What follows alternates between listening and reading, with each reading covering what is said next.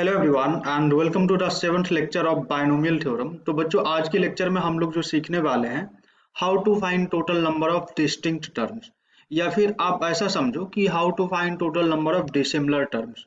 तो बच्चा, इसका मतलब क्या हो गया?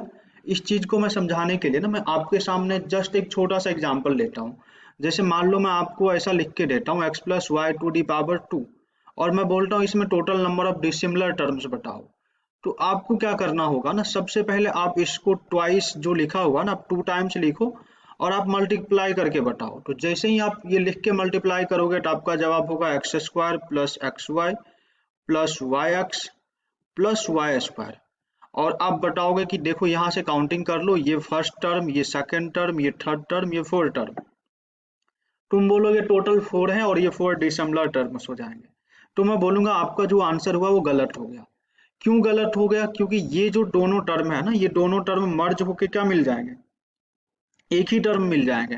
दैट मीन्स ये चीज हो जाएंगे x² plus 2xy plus y²।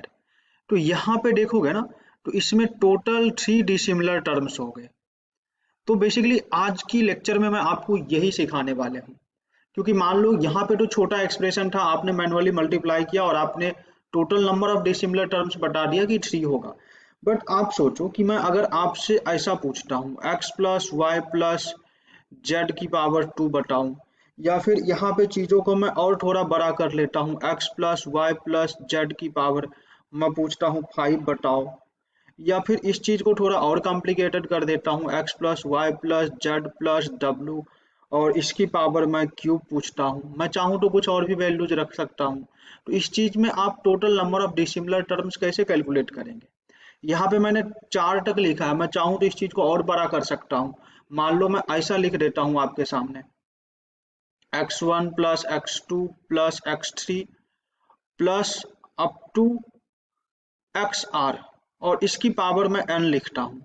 और अब मैं बोलता हूँ कि इसमें total number of dissimilar terms बताओ, जहाँ पे x1 x2 x3 up to XR है, वो सारे के सारे डिफरेंट है। तो इस केस में टोटल कितने डिसिमिलर टर्म्स होंगे? तो इस टाइप की चीजें जब आपसे पूछी जाए ना, तो उसको आप लोग किस तरीके से सॉल्व कर सकते हो, आज की वीडियो से आप बेसिकली आप ये सीखने वाले हो। और ये बहुत ही इंपॉर्टेंट टाइप है, क्योंकि आप देखोगे ना प्रीवियस ईयर में जेई इधर से भी प्रॉब्लम पूछा है। तो उस पॉइंट ऑफ व्यू से ये टॉपिक बहुत ही इंपॉर्टेंट हो जाता है। तो आप इस वीडियो को एकदम अच्छे से अभी से देखना शुरू कीजिए। तो बेसिकली आपको ये तो समझ में आ गया होगा कि आज की वीडियो में हम लोग क्या सीखने वाले। आइए अब थोड़ा सा हम लोग इस चीज के ऊपर भी ऑब्जर्व करते हैं। जैसे मैं इसकी बात करूं तो ये सिंपली क्या है, a+b+c का होल स्क्वायर है। आप में से मैक्सिमम लोगों को ये चीज याद होगा, a² plus b² plus c² plus twice of A B बोले तो यहाँ पे आप एक्स वाई लिखोगे, plus twice of B C बोले तो आप वाई जेड लिखोगे, plus twice of C A बोले तो तुम जेड एक्स लिखोगे। और यहाँ पे टोटल कितने नंबर ऑफ डिसिमिलर टर्म्स होंगे? टोटल देखोगे तो टोटल कितने डिसिमिलर टर्म्स होंगे? टोटल 6। तो ये तो छोटा एक्सप्रेशन था, तो आपने इसको मैनुअली कैलकुलेट किया। बट इस चीज को थोड़ा अच्छे से समझते हैं। सबसे पहले मैं फर्स्ट वाले एग्जांपल्स को ही समझने की ट्राई करता हूँ। तो आप फर्स्ट वाले एग्जांपल्स में देखोगे ना, तो यहाँ पे क्या था, x+y को आपने 2 बार मल्टीप्लाई किया और यहाँ से आपको total 3 number of dissimilar terms मिल गया। आइए इस चीज को मैं थोड़ा पीएनसी से कनेक्ट करता हूँ। आप इसको ऐसा समझो कि आपके पास क्या है, 2 आइडेंटिकल ऑब्जेक्ट है और इसको आप क्या कर रहे हो ना, 2 पर्सन्स में डिवाइड कर रहे हो। या फिर आपको बेगर कॉइन वाले प्रॉब्लम पता है तो आप ऐसा समझो कि आपके पास 2 कॉइन्स हैं और आप क्या कर रहे हो, यहाँ पे 2 बेगर्स हैं, एक्स और वाई को मैं बेगर समझता हूँ। तो यहाँ पे इसको डिस्ट्रीब्यूट करना है 2 आइडेंटिकल कॉइन्स को, कोई रिस्ट्रिक्शंस नहीं है। तो आप ऐसा बोल सकते हो कि इसको 2 कॉइन्स दे दो, इसको 0 दे दो, या फिर आप ऐसा भी बोल सकते हो इसको 0 दे दो और इसको 2 दे दो, या फिर आप ऐसा भी बोल सकते थे इसको 1 इसको 1, दोनों को एक एक दे दो। तो ये टोटल डिस्ट्रीब्यूट करने का कितने तरीके होंगे? टोटल 3 हो गए। दैट मीन्स इसीलिए मैं यहाँ पे क्या मतलब हमने ऑब्जर्व किया कि इसमें total number of dissimilar terms भी 3 हो गए। तो इस बेसिस पे अगर हम लोग लॉजिक बनाने की ट्राई करें, तो बेगर्स मेथड में मैंने आपको पीएनसी के टाइम पे ये चीज बहुत डिटेल में समझाया था। अगर आपने वो लेक्चर नहीं देखा है तो आई बटन पे लिंक आ रही होगी, उस पर क्लिक करके आप वो वीडियो देख सकते हो। बाकी मैंने वहां पे बताया था कि मान लो कि आपके पास मतलब वही same examples, two identical object हो और टू लोगों में डिस्ट्रीब्यूट करना हो तो उसका जो तरीका होता है कुछ इस तरीके से हम डिस्ट्रीब्यूट करते हैं। और वहाँ पे मैंने आपको एक फॉर्मूला बताया था जनरल केस में कि मान लो कि n आइडेंटिकल ऑब्जेक्ट्स हैं और आपको क्या करना, इस n आइडेंटिकल ऑब्जेक्ट में से r लोगों को ये आइडेंटिकल ऑब्जेक्ट डिस्ट्रीब्यूट करने हैं। तो इसका तरीका मैंने आपको ऐसा कुछ बताया था ना, n plus are minus one C are minus one. तो यहाँ पे जब कभी भी total number of dissimilar terms या डिस्टिंक्ट टर्म्स पूछा जाए तो आप ये चीज करोगे तब भी आंसर आएंगे। तो तुम बोलोगे कि चलो एक मेथड तो ये हुआ कि हम छोटे मोटे क्वेश्चंस हुए तो मल्टीप्लाई कर लेंगे, दूसरा मेथड में तुम मैनुअली डिस्ट्रीब्यूट करोगे। हमारा तीसरा तरीका हो गया ये फॉर्मूला वाला मेथड। जब कभी भी आपको ऐसा कुछ दिखे तो आप सीधा सीधा ये फॉर्मूला अप्लाई कर लो, तो तब भी रिजल्ट क्या मिलने वाले हैं, सेम ही मिलने वाले हैं। तो चलो इस चीज पे अप्लाई करके देखते हैं फर्स्ट प्रॉब्लम पे ही। तो जैसे यहाँ पे अप्लाई करोगे तो क्या है, टू ऑब्जेक्ट्स है और इसको टू बेगर्स में डिस्ट्रीब्यूट करना है, तो two plus two minus one C two minus one हो जाएंगे। तो यहाँ से आप देख पा रहे हो थ्री सी टू हो रहे हैं, that means total three number of dissimilar terms होंगे। सेम इसी प्रकार आप इसकी बात करो इस चीज की, तो यहाँ पे क्या है, टू आइडेंटिकल ऑब्जेक्ट है और थ्री लोगों में डिस्ट्रीब्यूट करना चाह रहे हो। तो सीधा मैं मेथड थर्ड की बात करता हूँ, क्योंकि मेथड वन से तो आपने सॉल्व कर ही लिया। मेथड टू से चाहे तो आप मैनुअली केस बना के ट्राई कर सकते हो, बट मैं इस पे सीधे सीधे मेथड थर्ड अप्लाई कर रहा हूँ। तो हमारा मेथड थर्ड क्या होता है, N plus are minus one C are minus one. तो यहाँ पे जो बच्चों एन होता है, एन यहाँ पे कितने आइडेंटिकल ऑब्जेक्ट होते हैं तो उसको एन बोलते हैं, जैसा कि यहाँ पे टू है। और आर जो आपका होता है कितने लोगों में आइडेंटिकल ऑब्जेक्ट को डिस्ट्रीब्यूट कर रहे हैं। तो यहाँ पे देखोगे टू आइडेंटिकल ऑब्जेक्ट को थ्री बेगर्स में डिस्ट्रीब्यूट कर रहे हैं, डेट मीन्स यहाँ पे थ्री लिखोगे माइनस वन और सी थ्री माइनस वन। तो यहाँ से आपको मिल जाएंगे फोर सी टू और इसको सिंप्लीफाई करोगे तो सिक्स। यही तुम्हारे आंसर हो जाएंगे। यहाँ से आप देख भी सकते हो हमने जब मैनुअली किया था तो हमें टोटल कितने टर्म्स मिले थे, टोटल सिक्स ही टर्म्स मिले थे जो सारे के सारे डिसिमिलर टर्म्स है। तो सिमिलरली आप इसी बेसिस पे इसका भी आंसर कर सकते हो। इसमें मैं total number of dissimilar term पूछूं तो सिंपली आपका जवाब होगा five plus three minus one C three minus one बोले तो ये चीज आप क्या हो जाएंगे आपके सेवन सी टू, यही इस केस में आंसर हो जाएंगे। ठीक इसी प्रकार मैं इसकी बात करूं तो यहाँ से आप क्या बोलोगे, यहाँ से बोलोगे three plus four minus one C four minus one, क्योंकि ये ऑब्जेक्ट थ्री हो गए और चार लोगों में डिस्ट्रीब्यूट करना है तो आप कुछ ऐसा बोलोगे। और यहाँ से ये चीज क्या आ जाएंगे सिक्स सी थ्री जो कि 20 के इक्वल आएंगे और यही तुम्हारे आंसर हो जाएंगे। आई होप आपको ये चीजें समझ में आ रही होगी। तो ठीक इसी प्रकार मैं इसकी बात करूँ तो इसके लिए आप क्या बोलोगे, अन आइडेंटिकल ऑब्जेक्ट है और इसको आर पर्सन्स में डिस्ट्रीब्यूट करने पड़ रहे हैं, देख पा रहे हो ना x one x two up to x r. तो इसका आंसर तो यही हो जाएगा n plus are minus one C are minus one. तो यहाँ से बेसिकली आपको क्या मिल रहा है, total number of dissimilar terms मिल रहे हैं। आई होप आपको ये चीजें बहुत ही अच्छी तरीके से समझ में आया होगा। आइए मैं आपके सामने कुछ और भी प्रॉब्लम डिस्कस करता हूँ। जैसे कि मान लो मैं आपसे ये पूछूं, आप मेरे साथ इस प्रॉब्लम को नोट डाउन कीजिएगा। आपका जो अगला प्रॉब्लम है ये कुछ इस टाइप का क्वेश्चन है। तो देखो बच्चों इस प्रॉब्लम में क्या बोला जा रहा है ना कि यहाँ पे क्या है, टोटल नंबर ऑफ टर्म्स जो है इस एक्सपेंशन में वो बेसिकली 28 है। तो आपको क्या करना है, इस एक्सपेंशन में सम ऑफ कोएफिशिएंट बताना है। तो सबसे पहले आइए हम लोग ये बात करते हैं कि total number of distinct terms हम लोग कैसे काउंट करेंगे। तो देखो यहाँ पे जो दिया हुआ है ना माइनस टू बाय एक्स को आप कैपिटल एक्स एज्यूम कर लो।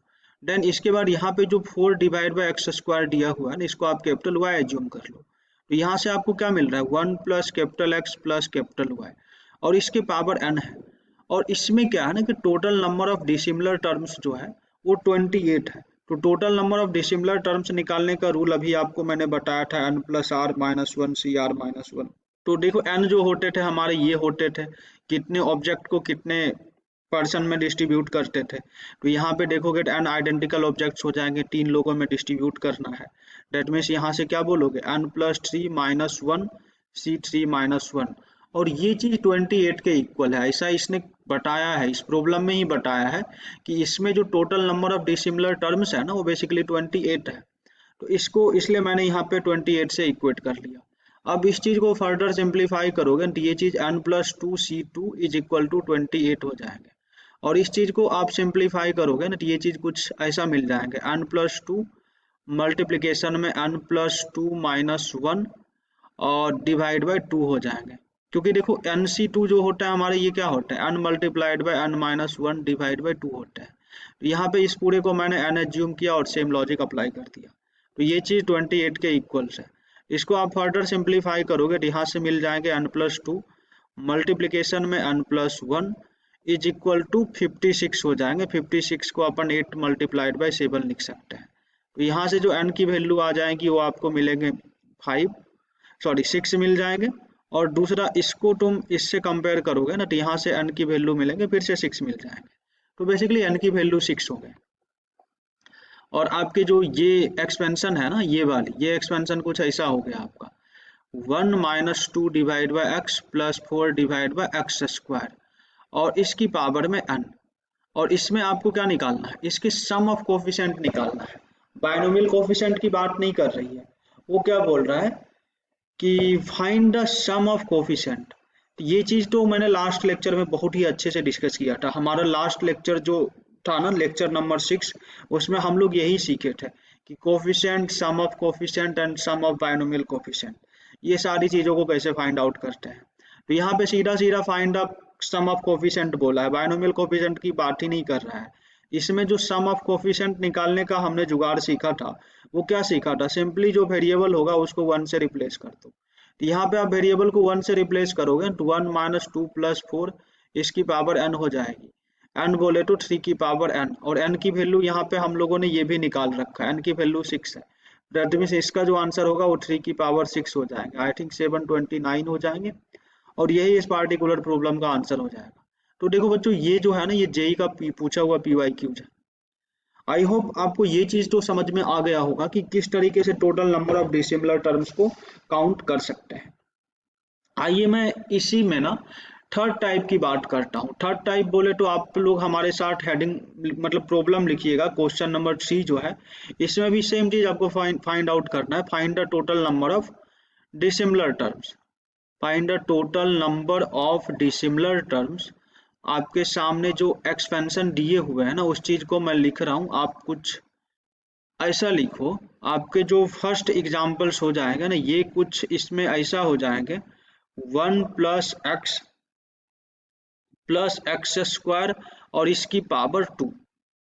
और दूसरा जो इसका एग्जाम्पल्स हो जाएंगे ये कुछ ऐसा हो जाएंगे 1 + x स्क्वायर और इसकी पावर में क्यूब। और इसका जो थर्ड एग्जाम्पल्स हो जाएंगे ये कुछ ऐसा हो जाएंगे x + 1/x + x square + 1/x square. आप समझ पा रहे हो ना। और फोर्थ एग्जाम्पल कुछ ऐसा हो जाएंगे x + 1/x + y + 1/y और इसकी पावर में जो है ये है तुम्हारे 15 दिए हुए हैं। और इसकी पावर की बात करो तो अच्छा नहीं, इसकी पावर में तुम 14 ले लो और इसकी पावर में 15 ले लो। और टोटल और नंबर ऑफ डिसिमिलर टर्म्स बताने ये सारे ही एक्सपेंशंस में। तो देखो बच्चों, यहाँ पे जैसा कि मैंने आपको ये समझाया कि total number of dissimilar terms जब भी निकालना हो तो सिंपली आप क्या करो, ये फॉर्मूले का अप्लाई करो, आपको आंसर मिल जाएगा। तो ये चीज सही है, आप करोगे आंसर मिल जाएगा आपको। बट इसी लॉजिक पे आप में से बहुत सारे बच्चे यहाँ पे भी सेम वो फॉर्मूला लगा रहे होंगे। आप लोग ऐसा बोल रहे होंगे 2 + 3 - 1 c 3 - 1 बोले तो ये चीज तुम्हारे क्या आ जाएंगे 4c2 बोल के आप 6 बोलोगे और बोल रहे होंगे ये आंसर है। तो देखो बच्चा, जो लोग ये चीज सोच रहे हैं तो मैं उसको बताना चाहूंगा कि आपका ये जवाब गलत है। तुम बोलोगे गलत क्यों है, इस चीज को थोड़ा सा वेरीफाई करते हैं, अभी आपको समझ में आ जाएगा, फिर मैं समझाऊंगा कि किस क्यों ये चीज गलत है। देखो a + b + c का होल स्क्वायर है, इसका मैनुअली हम एक्सपेंशन करके देखें तो हमें जवाब जो यहाँ से मिलेगा, यहाँ से मिलेगा a स्क्वायर बोले तो 1 का स्क्वायर, डन b स्क्वायर बोले तो x स्क्वायर, फिर बोलोगे c स्क्वायर तो x की पावर 4 हो जाएंगे। तो यहाँ पे आप देखोगे ना तो आपको कुछ कुछ चीजें कॉमन दिखेगी। जैसे कि ये देखो एक्स स्क्वायर और ये एक्स स्क्वायर, दोनों एक्स स्क्वायर के डिग्री है, ये दोनों मर्ज हो जाएंगे। यहाँ से आपको मर्ज होके क्या मिलेगा 1 प्लस ये लीनियर वाले टर्म को मैं यहाँ पे लिख लेता हूँ 2x हो जाएंगे। इन दोनों का मर्जिंग से जो टर्म मिला है मैं इसको भी लिख लेता हूँ, इन दोनों की हेल्प से क्या मिला है 3x² plus 2x³ plus x⁴। तो यहाँ पे आप देखोगे ना बच्चों, तो टोटल आपको कितने नंबर ऑफ डिसिमिलर टर्म्स मिल रहे हैं। ये आपके first term, second term, third term, fourth term and fifth term. तो टोटल जो डिस्टिंक्ट बोल लो या डिसिमिलर्स बोल लो, टोटल डिस्टिंक्ट टर्म्स कितने मिल गए। यहाँ पे देखोगे ना, टोटल डिस्टिंक्ट टर्म्स 5 मिल गए। जबकि आप ये बेगर क्वाइंस वाले लॉजिक का यूज कर रहे हो, तो यहाँ से आपको क्या मिल रहा है, 6 मिल रहा है। तो देखो ये चीज क्यों गलत हो रहा है। तो आपने एक चीज नोटिस किया, जब मैंने बेगर्स और क्वाइंस का लॉजिक समझाया तो ये चीज कुछ ऐसा था, x plus Y plus Z और इसकी पावर n था। मतलब यहाँ पे जो भी चीजें था ना, वो डिफरेंट डिफरेंट था। आप एक दूसरे से मल्टीप्लाई करोगे तो ऑलवेज डिफरेंट टर्म्स मिलेंगे। बट यहाँ पे जब मैंने इसको मैनुअली ओपन करके देखा, तो देख पा रहे हो ना, यहाँ से जो टर्म मिला और यहाँ से जो टर्म मिला, वो डिफरेंट डिफरेंट नहीं मिला, वो सेम मिल गया और मर्ज होके वो क्या हो जा रहे हैं, दो टर्म मर्ज होके सिंगल टर्म्स हो गए। इसलिए यहाँ पे मतलब जब भी इस टाइप की प्रॉब्लम दिखे ना, वहां पे आपको बेगर क्वाइन का लॉजिक सोचना ही नहीं है। आपको क्या सोचना है, मैनुअली मल्टीप्लिकेशन सोचो, या फिर आप कुछ इस तरीके से देखो कि डिग्री जो होगा ना, उसमें हाईएस्ट डिग्री और लोएस्ट डिग्री क्या हो जाएंगे। जैसे मैं थर्ड सेकंड एग्जांपल्स की बात करूं, तो इसमें क्या दिया हुआ है, 1 + x + x² और इसकी पावर 3 है। तो हमें पता है इसका 3 बार जब आपस में मल्टीप्लिकेशन करेंगे ना, तो यहाँ पे सबसे जो लोएस्ट डिग्री आएगा ना, वो क्या आएगा, देखो यहाँ पे ये चीज कुछ तो ऐसा चलेगा, 1 + x + x², then 1 + x + x², then ये चीज फिर से होंगे 1 + x + x²। ये चीज चलते जाएंगे। इतना तो श्योर है कि फर्स्ट टर्म 1 का मल्टीप्लिकेशन से 1 मिलने वाला है, प्लस ये x² और ये x² के मल्टीप्लिकेशन से लास्ट टर्म जो होगा वो क्या मिलने वाले हैं, x की पावर 6 मिलने वाले हैं। इतना तो श्योर है। बट इसके बीच का भी टर्म अगर मान लो हम ढूंढ पाते हैं, जैसा कि x यहाँ पे मिल जाएंगे, फिर x² भी यहाँ पे तुम्हें मिल जाएंगे, देन देखोगे तो यहाँ पे x³ भी मिल जाएंगे, और फिर सोचोगे तो x की पावर 4 भी मिल सकते हैं, x की पावर 5 भी मिल सकते हैं। तो बेसिकली इसमें सारे ही टर्म मिल रहे हैं। दैट मीन्स यहाँ पे जो total number of dissimilar terms होंगे वो कितने हो जाएंगे, देखो यहाँ से लेके x की पावर 1 से x की पावर 6 तक में टोटल 6 टर्म्स हो गए, और यहाँ पे 1 भी प्रेजेंट है। तो टोटल डिसिमिलर टर्म्स जो हुए ना, वो टोटल 7 हो गया, और यही इस पार्टिकुलर प्रॉब्लम का आंसर हो जाएगा। आई होप आपको थोड़ा सा इस चीज का आइडिया लग रहा होगा। अच्छा, यहीं पे मैं मान लो कि आपसे और अच्छे प्रॉब्लम्स पूछता हूँ। जैसे कि मान लो मैं अगला क्वेश्चन आपसे ये पूछ लेता हूँ, ये वाली, इसमें total number of dissimilar terms बताओ। तो आप क्या बोलोगे ना, यहाँ से आपके सामने जो थर्ड प्रॉब्लम लिखे हुए हैं, ये कुछ ऐसा लिखा हुआ है, x + 1/x + x² + 1/x², ये चीज है। और इसकी पावर की बात की जाए तो पावर में 15 है, और total number of dissimilar terms निकालने हैं। तो पहले इस चीज को थोड़ा सा सिंप्लीफाई कर लेते हैं। तो जैसे ही सिंप्लीफाई करोगे तो नीचे में तुम्हें क्या मिलेंगे, x², और ये चीज x³ हो जाएंगे, ये प्लस x हो जाएंगे, इसकी बात करें तो x की पावर 4 हो जाएंगे, और ये +1 हो जाएंगे, और इसकी पावर में क्या है, 15 है। डेट मीन्स इस चीज को फर्दर सिंप्लीफाई करोगे ना, तो 1/x की पावर 30 आ जाएंगे, और ये चीज जो तुम्हारे मिलने वाले हैं ना, ये कुछ ऐसा मिल जाएंगे, x³ + x + x⁴ +1, और इस पूरे की पावर में 15। इस चीज को थोड़ा और अरेंज करके मैं लिख लेता हूँ। ये चीज 1/ क्या लिखोगे, 1/x की पावर 30, और इसके मल्टीप्लिकेशन में जो चीज हो जाएगा 1 + x + x³ + x⁴, और इसकी पावर में क्या है, 15 है, और इसमें total number of dissimilar terms count करना है। तो देखो बच्चों, जैसे ही इसमें total number of dissimilar terms आप काउंट करने जाओगे ना, तो आपको क्या मिलेगा, x की पावर 30, और यहाँ पे देखोगे ना, तो 1 मिलेंगे, देन x मिल जाएंगे, x² मिल जाएंगे, x³ भी यहाँ पे आ जाएंगे। आप ये चीज करके देखो, तो ये चीज चलते चलते आपको टोटल क्या मिल जाएंगे, x की पावर 60 तक का टर्म मिल सकता है। तो टोटल देखो, यहाँ से लेकर के यहाँ तक में ही टोटल 60 डिफरेंट टर्म है, और इसको इंक्लूड करोगे तो टोटल 61 डिफरेंट टर्म्स आ जाएंगे। तो डेट मीन्स इसमें क्या आ जाएगा, 61 डिफरेंट टर्म्स आएंगे। तुम बोलोगे ये x की पावर 30 से जो डिवाइड करेंगे उसका क्या, वो डिवाइड करोगे तब भी टर्म डिफरेंट ही होंगे। 1/x की पावर 30 हो जाएंगे, मतलब ये वाला देखोगे तो x/x की पावर 30, तो 1/x की पावर 29, और ये चीज चलते जाएंगे, और यहाँ से जो रिजल्ट आएंगे ना उसमें भी 61 ही डिफरेंट टर्म्स होंगे। आई होप आपको ये चीज भी समझ में आ रहा होगा कि लाइक किस तरीके से हम total number of dissimilar terms find out कर सकते हैं और डिस्टिंक्ट टर्म्स निकाल सकते हैं। आइए इसी टाइप पे बेस्ड एक और प्रॉब्लम मैं आपके सामने दे रहा हूँ। आपका फोर्थ प्रॉब्लम कुछ इस तरह से दिया हुआ है। तो देखो बच्चों, इसको तुम किस तरीके से सोचोगे ना, तो इसका भी सिंपल सा फंडा होगा। डायरेक्टली बेगर कॉइन तो नहीं लगेगा, क्योंकि आप समझ पा रहे हो ना क्या रीजन है। क्योंकि यहाँ पे बेगर कॉइन्स लगाओगे तो फिर से ये वाली सिचुएशन जनरेट हो जाएगी, जो यहाँ पे मैंने आपको मैनुअली लिख के दिखाया था। ये वाली सिचुएशन, कुछ टर्म्स सेम सेम हो जाएंगे जो मर्ज होके टोटल नंबर ऑफ टर्म्स जितने आएंगे उससे कम डिस्टिंक्ट टर्म्स हो जाएंगे। इसलिए बेगर क्वांट्स तो नहीं लगाना है। इसको फिर कैसे सोचोगे, तो थोड़ा सा मैनुअली सोचते हैं इस चीज को। 1 प्लस एक्स की पावर क्यूब है प्लस एक्स की पावर 4 है, और ये 4 टाइम्स लिखा हुआ है ना, 4 टाइम्स लिखा हुआ, डेट मीन्स ये चीज आपस में 4 टाइम्स मल्टीप्लाई होंगे। तो देखो बच्चों, जब ये आपस में 4 टाइम्स मल्टीप्लाई हो गए ना, इतना तो श्योर है कि 1 4 बार मल्टीप्लाई होके 1 ही रह जाएगा, और x की पावर 4 4 बार मल्टीप्लाई होके ना ये कुछ ऐसा आ जाएगा। x की पावर 4 बार मल्टीप्लाई होंगे तो ये ट्वाइस मतलब 4 टाइम्स ऐड हो जाएंगे, तो x की पावर ये 16 हो जाएंगे। तो तुम बोलोगे टोटल 17 टर्म्स बोल दे, तो 17 नहीं होगा। यहाँ पे ये भी तो देखना पड़ेगा ना कि x की पावर 2 कब कब जनरेट होगा। तो देखो, x की पावर 2 कभी भी जनरेट नहीं होगा। 1 होंगे, x की पावर क्यूब होंगे, और 4 होंगे। तो x की पावर 2 जो है ना ये कभी भी नहीं बनेगा। ठीक इसी प्रकार x की पावर 3 तो वैलिड है, बट x की पावर जैसे ही 4 देखोगे 4 भी वैलिड है।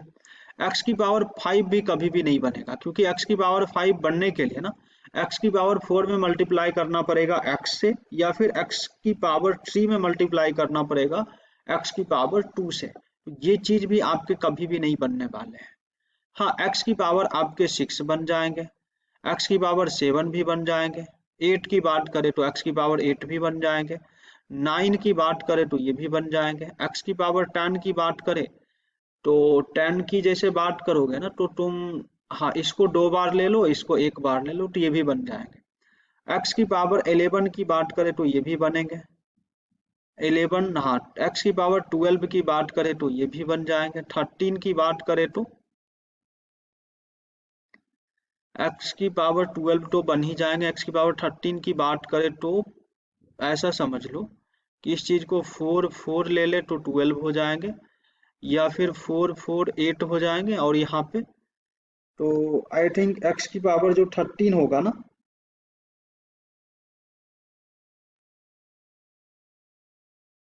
ये चीज भी बन जाएंगे। थोड़ा सा सोचना पड़ेगा। x की पावर 13 बनाने के लिए तुम ऐसा समझ लो कि x की पावर क्यूब को 3 बार ले लेते हैं और x की पावर 4 को 1 बार ले लेते हैं, तो x की पावर 13 भी आपको मिल जाएंगे, देन फिर 14 भी मिल जाएंगे, और x की पावर 15 भी मिल जाएंगे, और 16 तो हो गए ही हो गए।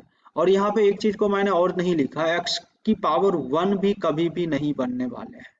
तो समझ पा रहे हो, इस तरह से चीजों को मैनुअली सोचना पड़ता है। तो यहाँ से आप देखोगे तो आपको क्या मिल रहा है, 1, एक्स की पावर 1 तो इसमें कभी नहीं बनेंगे, फिर एक्स की पावर 2 भी कभी नहीं बनेंगे, एक्स की पावर 3 बन रहे हैं। इसी प्रकार देखोगे तो एक्स की पावर 4 भी बन रहे हैं, और एक्स की पावर 5 कभी भी नहीं बनेंगे। और बाकी हमने करके देखा है, बाकी तो हमारे x की पावर 6 से लेके x की पावर 16 तक सारे ही टर्म्स अवेलेबल हो गए। तो कहने का मतलब इसमें टोटल 17 टर्म्स वैसे दिख रहे हैं, बट यहाँ पे x की पावर 1 2 और 5 ये चीज हो गए ही नहीं। तो टोटल 17 माइनस 3 टर्म को आप माइनस कर लो तो टोटल 14 डिस्टिंक्ट टर्म्स ही हो गए। और आपसे क्या पूछा जा रहा है, n माइनस 5 बोले तो 14 माइनस 5 की बात करोगे तो ये 9 आ जाएंगे, और यही 9 इस पार्टिकुलर प्रॉब्लम का आंसर हो जाएगा। आई होप आपको ये चीजें समझ में आ रही होगी।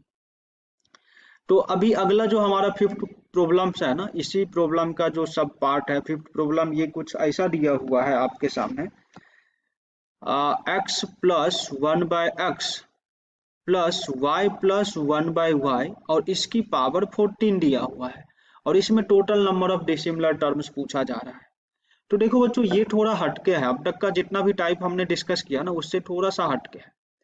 इस चीज को बेसिकली यही करने के कुछ पॉसिबल अप्रोच थे जो मैंने आपके सामने लिए। तो आप इस चीज में थोड़ा और ज्यादा प्रैक्टिस करोगे ना, तो एग्जाम में डेफिनेटली इस चीज को आप अच्छे से कर पाओगे। बाकी हम इतना प्रैक्टिस आपको करवा रहे हैं ना, यहाँ तक अगर आपने चीजों को अच्छे से किया तो मेंस और एडवांस लेवल से भी ऊपर आपका प्रिपरेशन हो रहा है, तो एकदम पेपर को आप फोड़ दोगे अगर इस लेक्चर सीरीज को प्रॉपर अच्छे से फॉलो करोगे तो आइए बच्चों हम लोग ये वाली प्रॉब्लम को सॉल्व करते हैं, जिसमें क्या बोला जा रहा है ना, total number of dissimilar terms आपको बताने हैं।